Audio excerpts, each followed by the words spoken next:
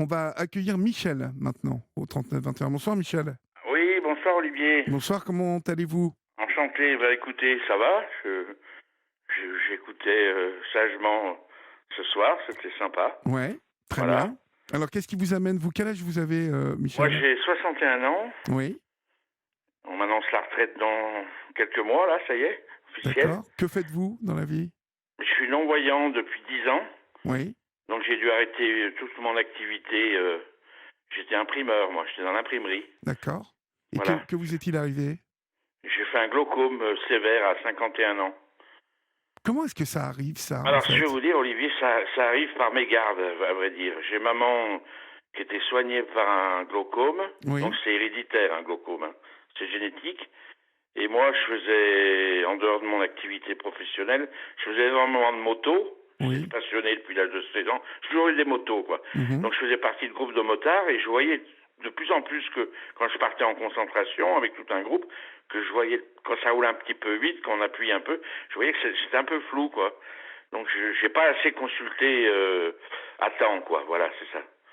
Donc, en gros, j'avais jamais mis les pieds chez un ophtalmo à 51 ans, j'ai consulté et les ravages étaient là, quoi. C'est de la tension oculaire qu'on a, c'est un douleur, c'est sournois. oui, Donc c'est pour ça que je dis à tout le monde, à partir de 40 ans, allez chez l'ophtalmo une oui, fois par an, oui, oui, ça vous oui. sauve la vue. Mais carrément, hein, ouais, c'est Ah ça, oui, carrément, faut y carrément, aller une carrément. fois par an. En plus, c'est vite fait.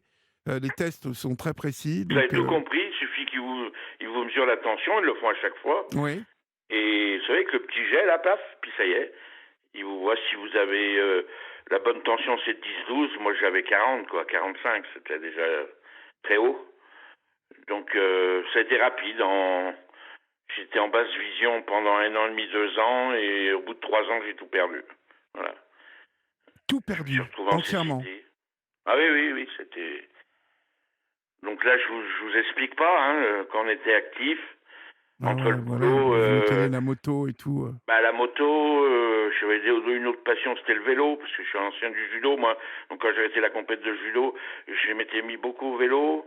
Je courais tous les 2 jours, je partais de Neuilly, j'habitais à Levallois, je passais par Neuilly, j'allais faire mes tours au bois. Un jour sur deux, je faisais mes tours de lac au bois. Ouais, j'étais hyper actif. Je me suis effondré, quoi. Les 2, 3 premières années, c'était terrible. Ah non, Je mais m'en suis pas écoutez, rendu compte. ouais, je compatis. Ah oui, oui, vous Ouais. basculez dans un. Dans On un est autre sur la monde, même planète, mais on la voit plus. vous la voyez plus, ouais, ouais, Eh. mon pauvre.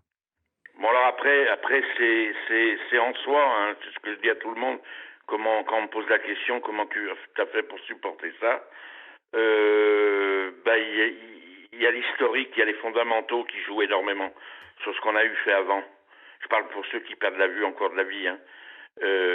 Si on a le mental, si on a appris à se battre avec soi-même, on en fait même un allié. Je dis, c'est une force aujourd'hui. C'est ma force, cet handicap. Ouais, mais vous êtes sacrément courageux quand même, parce que quand on a été voyant toute sa vie et qu'à à partir de quoi? De 50 ans, vous l'avez perdu en fait. 51, ouais, ça a 51, basculé. Oui, c'est ça, que ça Olivier. bascule, il faut vraiment avoir une sacrée force mentale pour pouvoir hein, euh, apprendre à vivre comme ça et l'accepter, parce que de toute façon, il n'y a pas d'autre choix. Mais le choix Je ne sais pas ne... si on l'accepte vraiment, mais je vous dis, au bout d'un moment, bon, il y a des paliers, hein. Moi, je suis passé par un centre, hein, parce qu'il faut savoir, il y a 3 centres en France Oui. pour adultes, pour déficients visuels d'adultes. Quand on perd la vue, il y en a 3 en France. Pour apprendre à... Oui, oui, c'est des centres, on est pris en charge par la D'accord. sécurité sociale. Vous avez appris quoi alors, en fait C'est un tiroir. Alors là, il y a des obligations essentielles, c'est la locomotion. Bon, ça, on sort tous les jours à la canne, hein. Le Oui, but du oui. jeu, c'est d'apprendre l'autonomie à la canne. Ça, c'est très, très important. Mhm. Pour être autonome, de sortir tout seul surtout, hein. Parce que c'est plus facile de tendre le bras à quelqu'un que de sortir tout seul à la canne. D'accord. Après, moi, j'ai pas pris le braille parce que j'ai pris tout de suite les synthèses vocales. Donc informatique, bien sûr, avec des logiciels adaptés. Oui. Donc ça va pas mal. Puis après, c'est la vie au quotidien. Des trucs tout bêtes, réapprendre à éplucher des légumes, ça paraît pas, mais quand on n'a pas la vue, Ah ouais, oui, on oui, réapprend les gestes. oui. Il Suffit de faut, faire des tests à l'aveugle, Olivier, hein. oui, il faut Hein? réapprendre tout, en fait. Tout. Oui, c'est ça, tout. Tout. serait se passer, tiens, je reste très autonome, moi. Je suis quand même une femme de ménage une fois par semaine, mais le reste, Oui. c'est moi qui gère. Hein. Je fais mon marché. Le ménage, vous voyez, l'aspirateur, j'y vais par zone. On cible la pièce, on fait des zones, et puis après, ça devient un réflexe. On sait où on a passé avec la SMI. Vous voyez, c'est le détail est hyper important. Ouais. C'est pour ça qu'il faut une sacrée force mentale quand même. Ah, faut une force mentale, oui. Mais comme on l'a pas tous, malheureusement, j'en connais qui n'ont pas la force de au moins d'être autonome, de sortir. Moi, je sors quasiment tous les jours. Je me l'impose. Hein. Il y a des jours quand il fait froid, quand il pleut, on n'a pas envie. Ben, je me botte les fesses, je dis allez, je fais un tour. Puis au bout de 20 minutes, une demi-heure, ça va mieux. J'ai envie de marcher. Ben ouais, c'est super. Et vous étiez célibataire ou vous viviez avec quelqu'un? Ben, j'avais toujours eu. Moi, j'ai divorcé il y a très longtemps. Moi, j'ai été marié avec 10 ans. J'ai eu 2 enfants hein, qui sont tous les deux dans le milieu médical. Donc, je suis diplômé d'État. Oui. J'en ai un qui est kiné-ostéopathe dans la Drôme, mon Julien. Il a fait les hôpitaux de Paris en kiné, puis après formation à Lyon ostéopathe. Donc lui, ça va bien. Il a créé, je le salue d'ailleurs, il a créé la clinique du coureur, voilà, Valence. Il est connu parce qu'il est marathonien. Oui. Et ma fille, elle est cadre en psychiatrie, elle fait une école d'infirmière cadre après. D'accord. Voilà, donc les deux sont diplômés d'État. Ça a été mon plus gros soulagement, qu'ils soient tranquilles pour leur vie, quoi, au niveau du boulot. Et vous les voyez un petit peu quand même Quelques contacts, mais on est tous un peu... on vit pas sur le même lieu, quoi. Ouais. Ils sont loin de vous? Ben, moi je suis en Bourgogne, mon fils est à Valence. Oui. Et puis lui, il a plein de passions. Il bosse 4 jours à Donf, et puis il a acheté un appartement. Il fait de la plongée... il fait partie d'un gros club de plongée dans le sud. Donc Marseille, il est pas loin. Hein. Voilà, je l'avais compris que lui, il a sa vie. Mais bon, voilà, je le comprends. Hein. Je lui dis... Mais il m'a dit un truc terrible. Vous savez ce qu'il m'a dit, Olivier, quand j'ai perdu la vue? Non. Il m'a dit, papa, je m'occupe d'handicapés. Hein. Je suis kiné-ostéopathe. Tu sais, des gens en fauteuil, en rééducation. J'en ai énormément. Mais il m'a dit, toi, tu vas m'écouter. Je dis, je t'écoute, mon fils. Il m'a dit, s'il te plaît, remets le kimono dans ta tête. Il m'a sauvé. Juste avec une parole, il m'a sauvé. Ah ouais. Comme il m'a vu tout jeune, parce qu'on l'a emmené en compétition de judo avec mon ex-femme, avec sa mère, il me suivait. Hein, j'ai arrêté la compétition à 28. Hein, je faisais le niveau national quand même, hein, tous les ans. Hein, fallait y aller. Bon, Saône-et-Loire, Bourgogne, et puis interrégion à Lyon, puis après les France. Hein. Alors, fallait y aller. Hein. Et mon fils, tout petit, hein, il s'est souvenu que il devait avoir 3-4 ans. Il était au bord du tapis, il m'encourageait, et il m'a dit, c'est dans ta tête que ça va se jouer. T'as ça en toi. Et il avait tout résumé, c'est un combat de tous les jours. C'est un combat. On nous l'impose, c'est une épreuve. Et aujourd'hui, donc, vous me disiez que vous vivez en célibataire? Alors aujourd'hui, après, j'ai eu un parcours... la cécité, au même moment, comme j'allais vous dire, Olivier, ça tombe toujours bien ou mal. Je me suis séparé d'une compagne. J'avais une copine avec qui je n'étais pas sous le même toit, mais on vivait une forte relation. Anna, je la salue, elle est en Allemagne, elle est allemande, voilà, ça fait que... Je pense qu'elle n'a pas supporté ma cécité, je pense. Hein. Elle était pas... Vous savez, quand on approche une personne non-voyante, j'ai presque envie de dire que c'est pas une vocation, mais c'est... c'est en soi d'être bien avec quelqu'un non-voyant. Parce que nous, on cherche pas une mère, on cherche pas une infirmière, on cherche pas une aide à domicile, ça nous intéresse pas. Hein. On cherche de vivre normalement pour ceux qui sont autonomes, hein, j'entends, hein, pas les assistés. Oui. Hein, parce qu'il y a des assistés. Hein, je veux pas non plus tirer un trait sur les. Je côtoie quelques déficients visuels. Ils sont bardés de monde tout autour d'eux, donc forcément, ça change tout. Hein. Mais celui qui est en pure autonomie, oui. Donc voilà, je me suis retrouvé. Bon, j'ai eu quelques relations, on va dire éphémères, mais bon, j'attends, Olivier, une formule terrible, c'est j'attends que la boussole du cœur m'indique la bonne. Oui. Voilà, j'en suis là, hein, mais c'est sûr que c'est un souhait. Hein, j'ai pas envie de finir. J'ai une maman qui a 92 ans qui est dans un EHPAD. Vous savez ce qu'elle me dit? Elle me dit n'attends pas qu'on te place vers moi. Hein. Ouais. Elle a raison. Hein, elle m'a dit vis, hein, vas-y, hein, faut y aller. Hein. Non, mais elle a raison, c'est sûr. Alors, c'est pas simple, j'avoue. C'est pour ça que je m'étais permis d'appeler pour la Saint-Valentin. Parce que Bah, vous connaissez Christophe? Moi, je l'ai vu, j'ai habité en Corse, hein. Je l'ai vu 2 fois chanter. Vous savez ce qu'il chantait, écrit par monsieur Jean-Michel Jarre? Les mots bleus.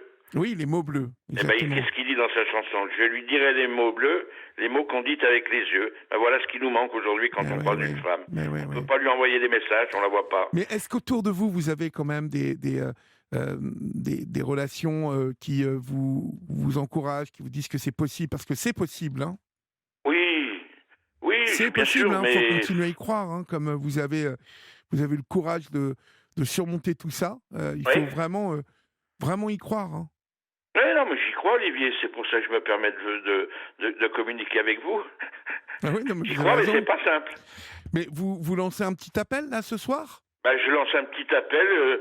S'il y a une personne qui se sent seule, puis qui a pas envie, qui y croit, qui a pas envie de finir seule, je me dis, on sait jamais, voilà. On sait jamais si. Et alors, vous habitez où exactement, Michel? Ben, je suis en Bourgogne pour l'instant, mais là, je suis en train de... Je lance des lignes comme à la pêche. Ouais. Là, je suis en contact avec Antibes, je suis en contact avec...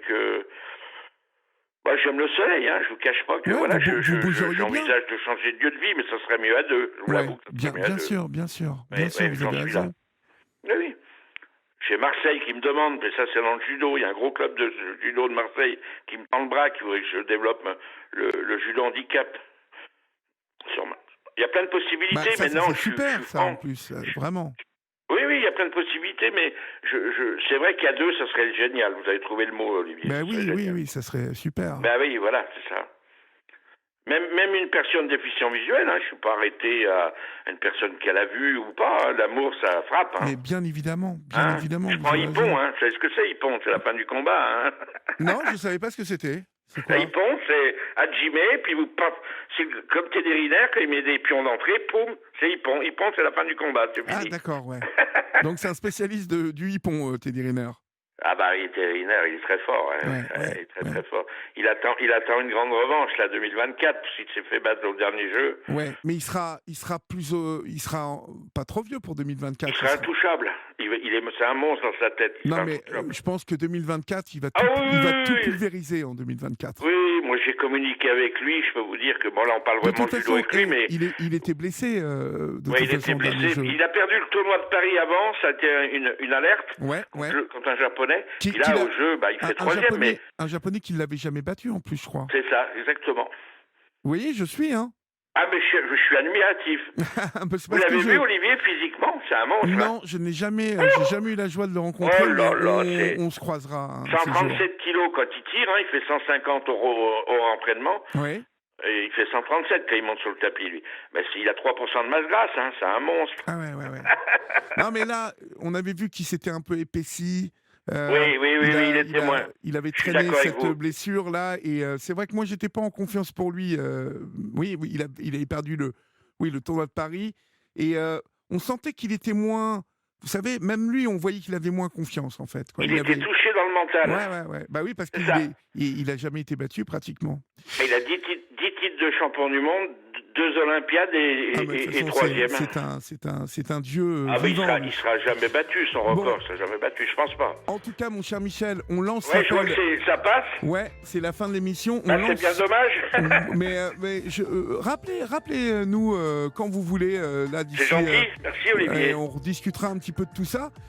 Rappelez-moi la semaine prochaine, on parlera plus en profondeur. J'aimerais bien avoir une discussion avec vous justement sur l'adaptation, et je peux vous dire en plus que ça intéresse beaucoup de personnes, justement le combat que vous avez mené, comment vous vivez aujourd'hui.